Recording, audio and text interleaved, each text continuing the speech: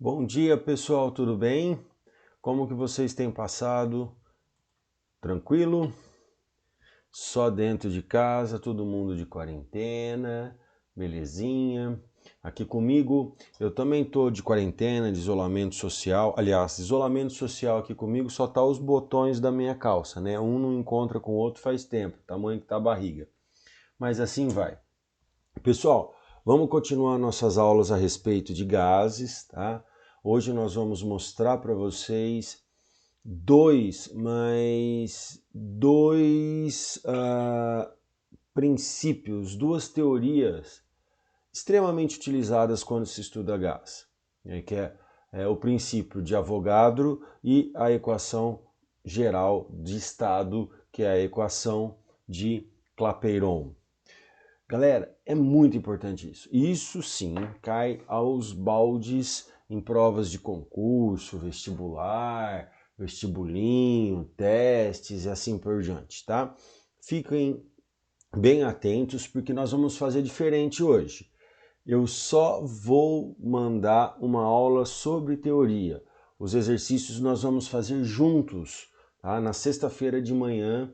Então, se preparem, venham com o caderno, lápis, borracha para vocês estarem acompanhando, tá?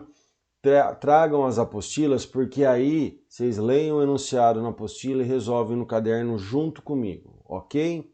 Beleza, então. Então vamos lá. A hipótese de Avogadro. Avogadro foi um cientista italiano, Emiliano Avogadro, que disse o seguinte: o volume de gases, volumes iguais de gases diferentes, hélio, neônio, argônio, metano, gás carbônico, hidrogênio, oxigênio, nitrogênio, não sei. Eu tenho gases diferentes, mas se eles estiverem ou se eles possuírem o mesmo volume em temperaturas e pressões, em temperatura e pressão constante, ou seja, se esses gases tiverem volumes iguais, temperatura e pressão constante, eles terão números de mols iguais também, tá? Os números de moléculas iguais, esses números de mols iguais. Ou seja, volume ele é diretamente proporcional ao número de mols, ou seja, V é diretamente proporcional a N. Olha o exemplo que está aqui. Eu tenho gás hélio, gás metano e gás como que é? NH3 e amônia.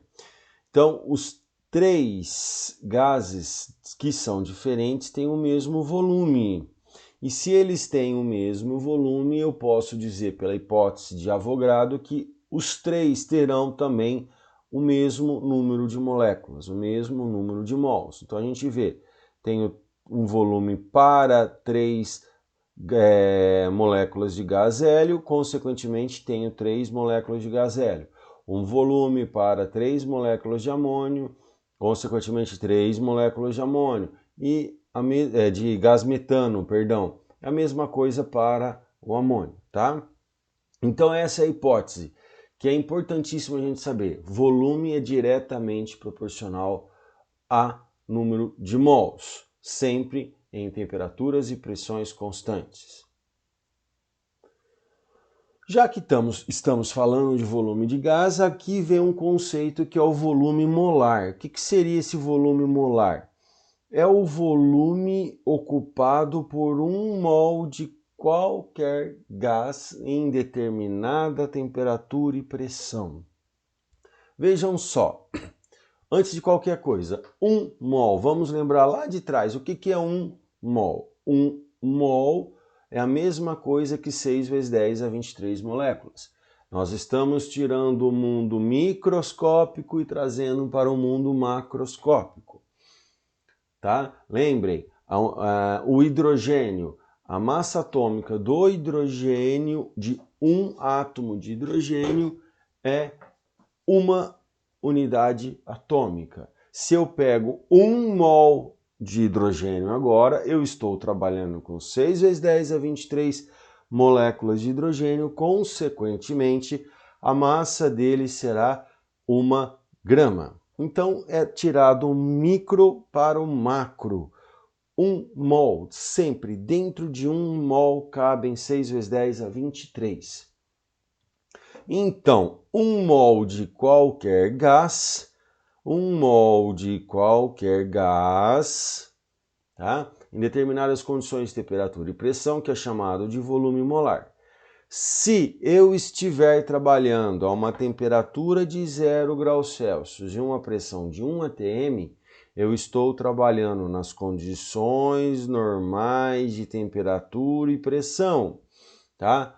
1 mol de qualquer gás na CNTP vale 22,4 litros. É um valor constante. Então, galerinha, 1 mol de qualquer gás tem como volume molar na CNTP, condições normais de temperatura e pressão, a 0 graus e 1 atm, esse volume vale 22,4 litros. Por sua vez, eu posso ter outras condições de temperatura e pressão, que é a chamada CATP, que são as condições ambientes de temperatura e pressão. Na CATP, o volume molar, em vez de 22,4, passa a ser 24,6, tá? Qual o significado disso? Qual a aplicação disso? Vejam. O gás hélio. 1 mol de gás hélio tem 6 vezes 10 a 23 moléculas de gás hélio, e isso tem uma massa de um peso de 4 gramas.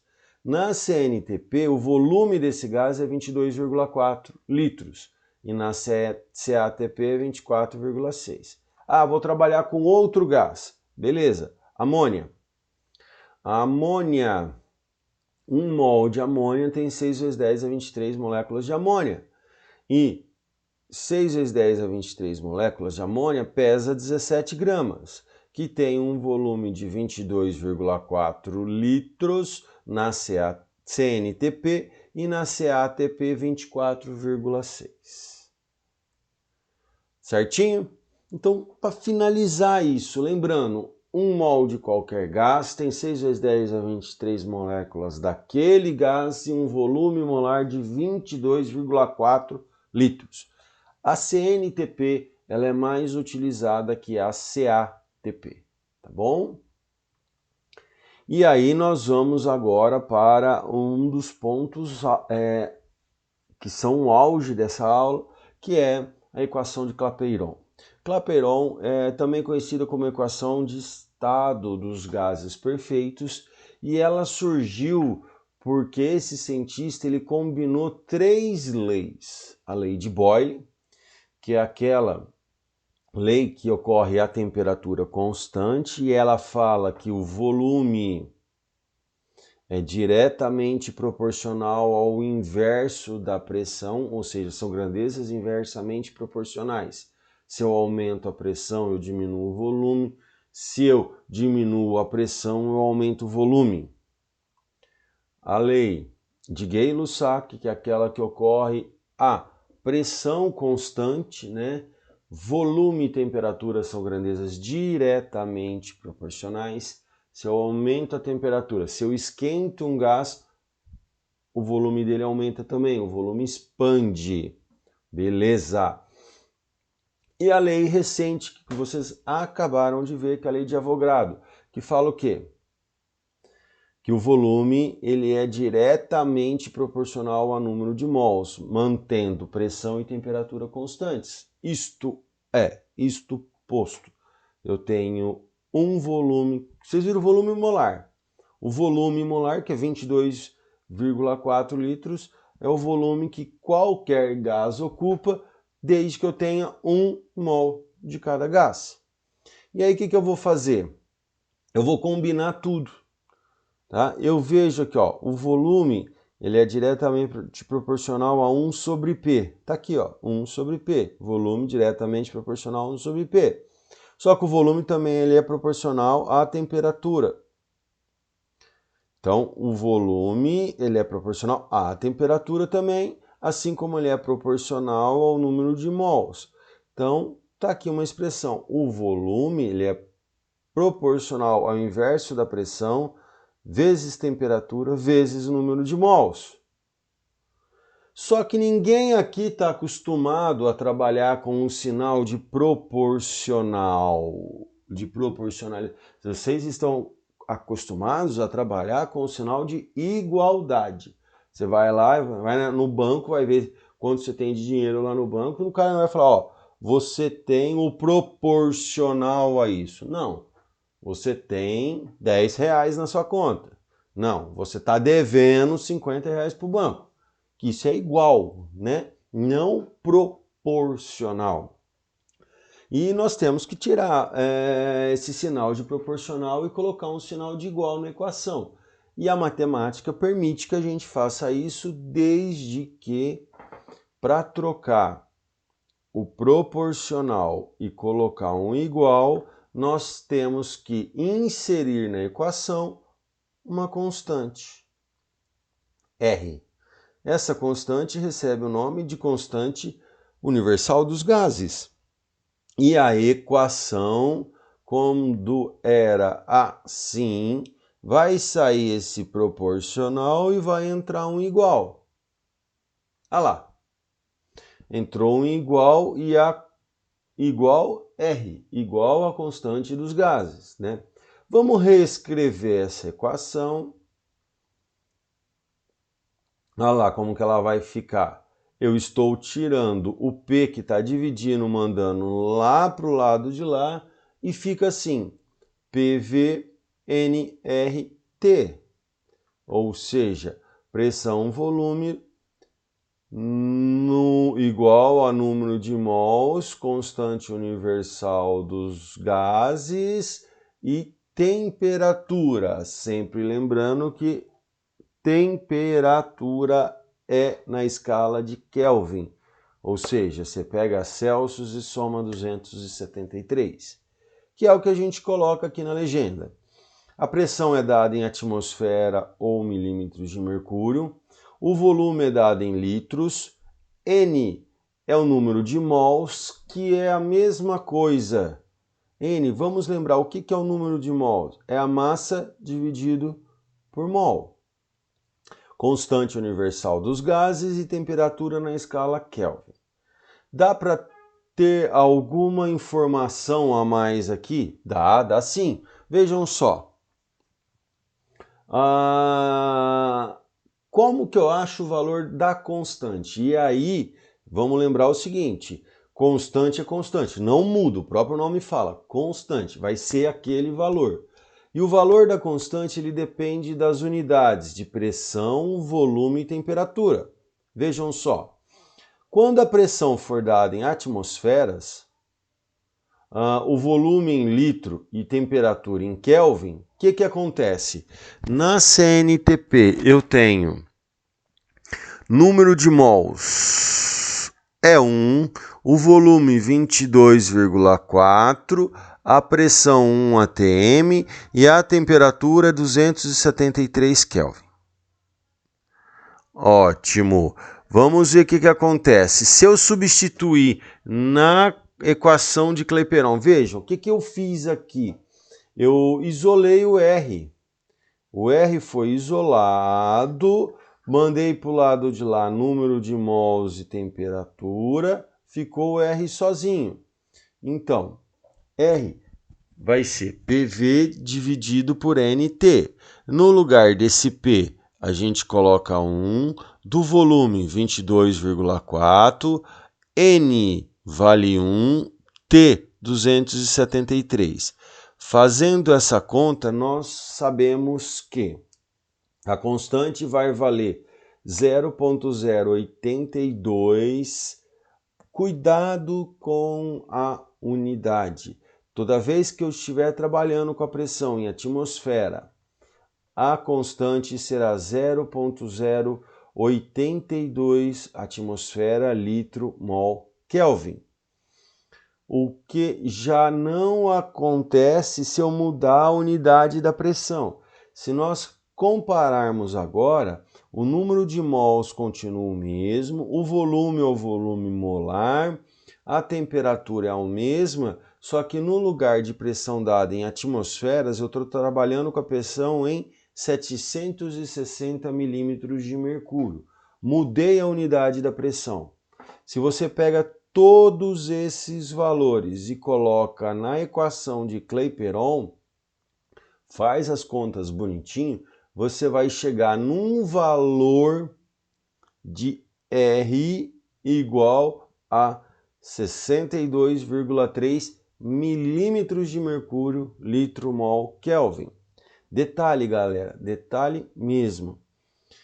O que muda da CNTP para essa outra condição para que eu mude o valor da constante?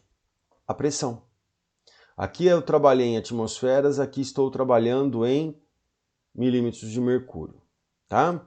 Esses dois valores são constantes, não mudam. Você vai usar ou um ou outro valor, dependendo da unidade da pressão. Muita atenção nos enunciados dos exercícios. E aí nós vamos saber qual unidade que nós vamos usar, qual o valor que nós vamos usar, tá bom?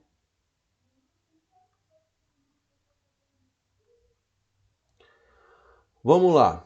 Vamos só lembrar, número de mols é massa pela massa molar. Se eu pego isso e substituo na equação de Clapeyron, olha lá. O que aconteceu com a equação de Clapeyron? Quem que eu tinha nessa posição? Eu tinha o N. Lembra? PV-NRT. Tem até um ditadozinho que eu vou ensinar para vocês, mas não contem para as coordenadoras não, tá? Como que a gente decora essa formulinha? Puta velha não rejeita tarado, tá? Nunca mais vocês esquecem isso. Puta velha não rejeita tarado. Então, você pega lá PVNRT. No lugar do N, nós estamos colocando eminho, emão. Então, PV, onde era N, eu coloco eminho, emão, RT. Ótimo, ótimo. M é massa normal, emão é massa molar. E aí tenho aqui uma nova maneira de se escrever a equação de Clapeyron, ok? Lembrando, nós vamos fazer exercícios ao vivo, nós não vamos gravar exercícios para vocês hoje, ok? Um beijão para todos e até já já.